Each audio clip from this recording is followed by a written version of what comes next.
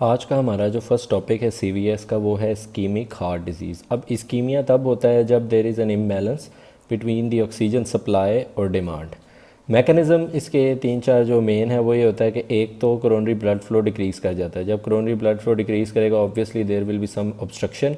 सो obstruction का जो main cause है वो है एथीरोमा, यानी थ्रोम्बस फॉर्मेशन होता है, प्लैक फॉर्मेशन होती है। सो नेक्स्ट थिंग जो है वो ऑक्सीजन डिलीवरी कम होगी। ऑक्सीजन डिलीवरी कम क्यों होगी? जब ब्लड में ऑक्सीजनेशन पूरी नहीं है, लाइक हीमोग्लोबिन कम है जो कि ऑक्सीजन बाइंडर होता है, तो इसलिए अनीमिया हो जाएगा। तो उसकी वजह से जो है वो ऑक्सीजन की डिलीवरी कम होगी। So that will be one of the cause of ischaemic heart disease. Next thing is hypotension. Hypotension में हाइपोवोलीमिया हो जाएगा, इसलिए ऑक्सीजन डिलीवरी उसमें भी कम होगी। Next thing is increase metabolic demand. Metabolic demand उनमें बढ़ेगी जिसमें जो है वो मेटाबॉलिक रेट इंक्रीज़ करेगा, लाइक थायरोटॉक्सिकोसिस या एओर्टिक स्टेनोसिस। ये है कि अगेंस्ट ऑब्स्ट्रक्शन हार्ट को पंप करना पड़ता है तो इंक्रीज डिमांड, या फिर हाइपरटेंशन सेम के इंक्रीज लोड प्रेशर के अगेंस्ट जो है वो हार्ट को काम करना पड़ता है, इसलिए इंक्रीज डिमांड। नेक्स्ट थिंग जो है वो है cardiac X syndrome. Cardiac X syndrome ये होता है कि जो माइक्रोवेस्कुलेटर होते हैं ना, वो उनमें एक्सरसाइज टेस्ट जो है वो पॉजिटिव आता है, और उसकी वजह से ही होता है ये है कि इसमें मेन पैथोलॉजी होती है जो माइक्रो आर्ट्रियोल्स लाइक वेसल्स होती हैं वो डायलेट नहीं कर पाती, इसलिए जो है वो कार्डियक एक्स सिंड्रोम जो है वो पॉजिटिव होता है। नेक्स्ट थिंग आ जाती है कोई चेस्ट वॉल इंजरी या like musculoskeletal injury. Risk factors pathology के ये रिवाइज ही करने वाले हैं, ये मेनली वही हमने जो पहले पढ़े थे फोर्थ ईयर में। Modifiable, non modifiable. Non modifiable means age जो है वो ओल्डर एज पे रिस्क ज़्यादा होता है इस्कीमिक हार्ट डिजीज़ का। Family history positive. अब पॉजिटिव फैमिली हिस्ट्री का मतलब ये है कि कोई पेशेंट जो है वो उसको like before 45 in females and before 50 और 55 इन मेल्स। सो इसका मतलब ये है कि उस फैमिली में पॉजिटिव फैमिली हिस्ट्री है इस्कीमिक हार्ट डिजीज़ की। Next thing is male gender. अब वाई नॉट फीमेल जेंडर? अब मेल जेंडर और जो है वो मेनोपॉजल वुमेन है, यानी अगर तो एस्ट्रोजन लेवल इंक्रीज़ होता है in women having menopausal pre menopausal, यानी कि having their menstrual cycle. So estrogen जो है वो होता है प्रोटेक्टिव। सो अगर वुमेन जो है वो पोस्ट मेनोपॉजल है तो वो सेम उसकी का नॉन मॉडिफाइबल फैक्टर जो है वो उसका इक्वल होगा मेल जेंडर के। लेकिन अगर वो प्री मेनोपॉजल है तो उसमें एस्ट्रोजन होगा, वो प्रोटेक्टिव होगा, इसलिए उसमें रिस्क कम होगा।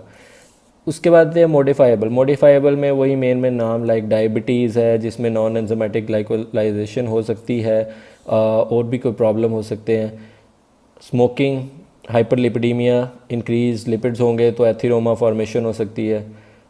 हाइपरटेंशन, इंक्रीज लोड पड़ेगा, और ओबेसिटी में भी lipid level increase. Lack of exercise same leading to atheroma formation. Anxiety, depression, उससे स्पैज़म इंक्रीज़ हो सकता है सिंपैथेटिक एक्टिवेशन की वजह से। सो फर्स्ट थिंग जो है वो है कोरोनरी हार्ट डिजीज़, उसमें आ जाता है एंजाइना पेक्टोरस।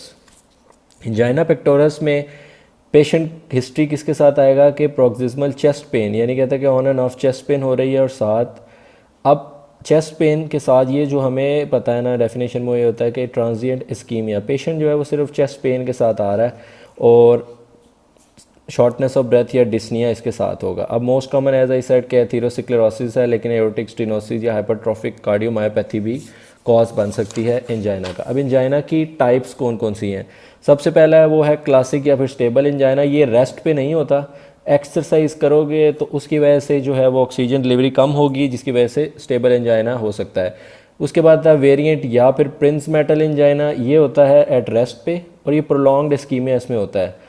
ये कोरोनरी आर्टरी स्पैज़म या ऑब्स्ट्रक्शन की वजह से होता है। अनस्टेबल एंजाइना जो है इसको कहते हैं रीसेंट ऑनसेट, लाइक कि अभी रिसेंटली अगर इसका कोई एंजाइना का ऑनसेट हुआ है तो वो अनस्टेबल ऑनसेट है, और वो भी एट रेस्ट होगा। अक्यूट कोरोनरी सिंड्रोम उसको कहते हैं, इसमें अनस्टेबल एंजाइना या फिर non ST segment elevation MIO। वो MI में हम बताएंगे कि कौन सी ST सेगमेंट होती है, कौन सी ST नॉन सेगमेंट। नॉक्चर्नल जो है वो नाइट पे होगा। Decubitus means lying down. On lying down there will be angina like pain. Cardiac X syndrome वो पीछे मैं आपको बता चुका। सो डिस्निया होगा क्योंकि हार्ट से पल्मोनरी वेस्कुलेचर रिलेटेड है, सो डिस्निया होगा। चेस्ट पेन होगी, टिपिकल एंजाइना की पेन में फिस्ट साइन पॉजिटिव होता है, प्रेशर लाइक हैवीनेस होती है चेस्ट पे, like patient says for example this is and let's suppose मेरी ड्राइंग ज़रा अच्छी नहीं है, so this is heart, so patient will put his hands over like this, like whole fist बना के वो कहेगा कि मेरे इधर पेन हो रही है। अगर वो पॉइंट करता है टू अ स्पेसिफिक पॉइंट तो that will not be a pain of angina. अब पेन होती कहाँ है मेन एरिया में, मिड स्टर्नम या lower sternum most common location है, या फिर एपिगैस्ट्रिक पेन। सो एपिगैस्ट्रियम में पेन इसलिए वो डीडी में हेल्प करेगी कि ये कोई गर्ड या एसोफेजाइटिस की वजह से भी हो सकता है। रेडिएट करती है लेफ्ट शोल्डर या जा में, इंटरस्कैपुलर रीजन में। अब रेडिएशन की वजह क्यों है, क्योंकि dermatome C8 to T4 in regions को भी सप्लाई करते हैं। लेफ़्ट शोल्डर से शुरू करें, ऊपर जा से शुरू करें, shoulder, elbow, ulnar side of four arm and fourth और फिफ्थ फिंगर। सो जो अगर ये थंब है, सो ये अल्नर साइड पे पेन होगी सिर्फ, और ये फिंगर्स इन्वॉल्व होंगी। अब ये मैं क्यों बता रहा हूँ, क्योंकि जो पेन बाद में आती है ना सर्वाइकल स्पाइन की डैमेज की वजह से, उसमें फोर्थ और फिफ्थ की बजाय इधर वाली सारी जो रेडियल साइड की फिंगर्स हैं वो इन्वॉल्व होती हैं। सो डीडी में क्या क्या आ सकता है, गर्ड की पेन होगी, वो भी एपिगैस्ट्रिक पेन इस तरह की हो सकती है, एसोफेजाइटिस। सो गर्ड का पेशेंट जब पीपीआई लेगा, एंजाइना का पेशेंट पीपीआई लेगा, तो वो पीपीआई रिस्पॉन्ड करेंगे सिर्फ गर्ड में। नमूनिया, नीमोथोरेक्स, एम्बोलिज्म, ये चेस्ट पे आपको इनके कॉज मिल जाएंगे, इन्फिल्ट्रेशन मिलेगी, सो ये डीडी एक्सक्लूड हो जाएगा। मस्कुलोस्केलेटल में इन्फ्लेमेशन होगी, कोस्टोकॉन्ड्राइटिस के साइन मिलेगा। कॉक्सैकी वायरस की वजह से पेरिकार्डाइटिस हो सकता है, उसमें पेरिकार्डियल रब और एफ्यूजन के चांस हैं। ग्रेडिंग इस तरह होती है कि अगर कोई पेशेंट है एंजाइना का, तो अगर उसमें ऑर्डिनरी फिजिकल एक्टिविटी है तो वो ग्रेड 1 में है। स्लाइट लिमिटेशन मींस के एक से ज़्यादा स्टेप तो चढ़ लेता है लेकिन उससे ज़्यादा नहीं, ठीक है। और अप फिल जब वो मूव करता है तो वो उसमें लिमिटेशन ऑफ एक्टिविटी होती है। और इसके बाद इसी को मॉडिफाई कर लें कि मोर देन 1 था तो जस्ट 1 स्टेप, और ऑन स्लोप ही उसको लिमिटेशन ऑफ एक्टिविटी। और 4 पे ये आता है कि even at rest he has some limitation of activity. Next thing, investigation. अब स्टेबल एंजाइना की इन्वेस्टिगेशन में हार्ट की कोई भी प्रॉब्लम है, सबसे पहले ईसीजी करवाएंगे, क्लासिकल एसटी डिप्रेशन आएगी, और अगर कोई वेरिएंट एंजाइना होगा जस्ट लाइक एमआई, इसमें एसटी एलिवेशन आएगी। ये पॉइंट आपने याद रखना है। कॉजेज ऑफ एसटी एलिवेशन और ST depression. ST depression means के this is P wave and this is QRS complex and there is T wave. अब ये QRS और ये T, अब ये जो एरिया है ना, ये P wave, ये QRS complex, अब ये ऐसे हो जाएगा ST। So this is ST elevation, और इसी तरह इसकी ST डिप्रेशन भी हो सकती है।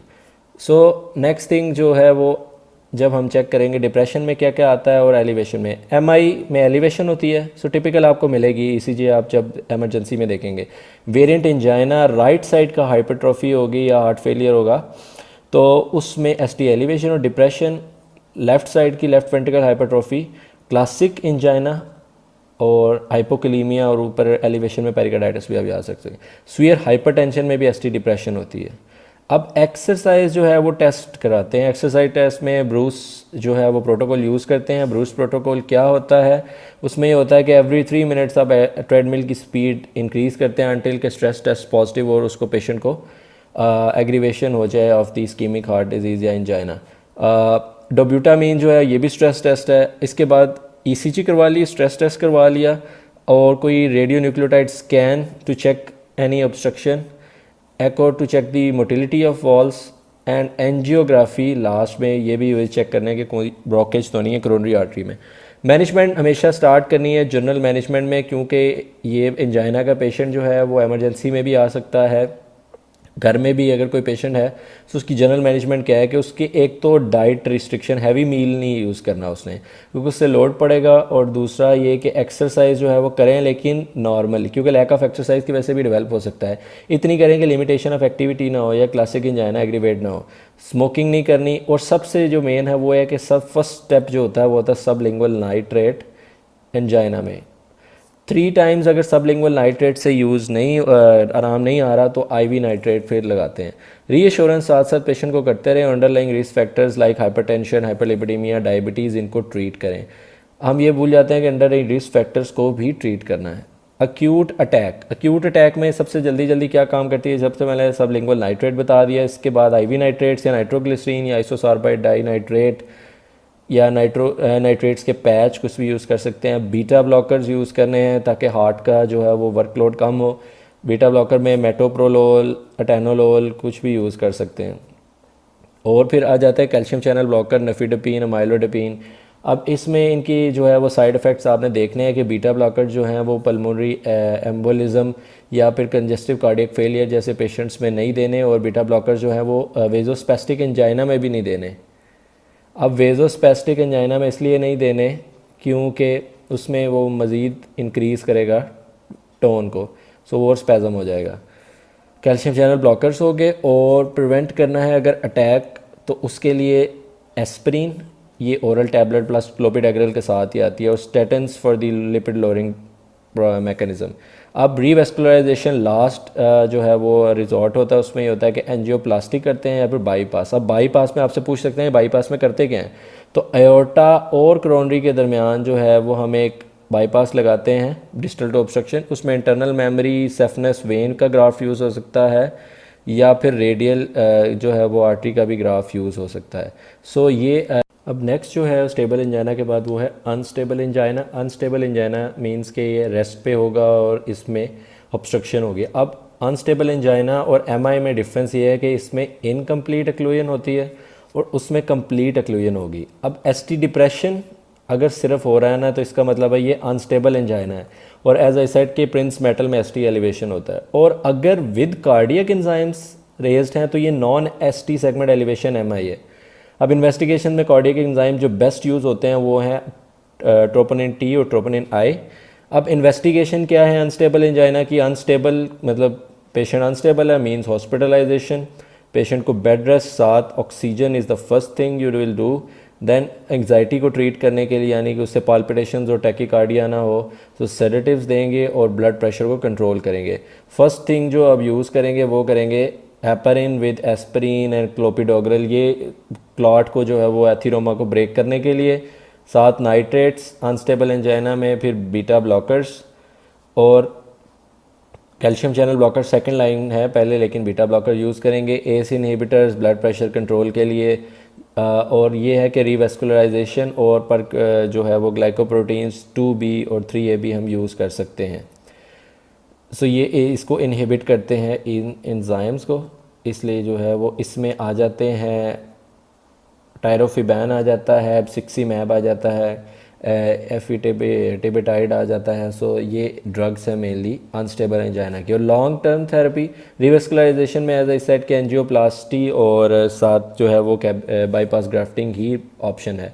लॉन्ग टर्म थेरेपी में यह है कि पेशेंट्स को हमने स्टैटिन पे रखना है for lipid lowering, hypertension control और साथ एस इनहिबिटर्स। और नाइट्रेट्स जो है वो अगर कोई आईवी नाइट्रेट्स या पैच यूज़ करना है, साथ साथ एस्पिरिन, ओरल एस्पिरिन और beta blockers. Low fat diet रखनी है, वेट लॉस करना है, एक्सरसाइज। तो ये लॉन्ग टर्म मैनेजमेंट है और ये जो भी पेशेंट होता है एंजाइना के उनको ये ड्रग्स जो है वो कॉमनली वो यूज़ होती है लॉन्ग टर्म थेरेपी के तौर पे।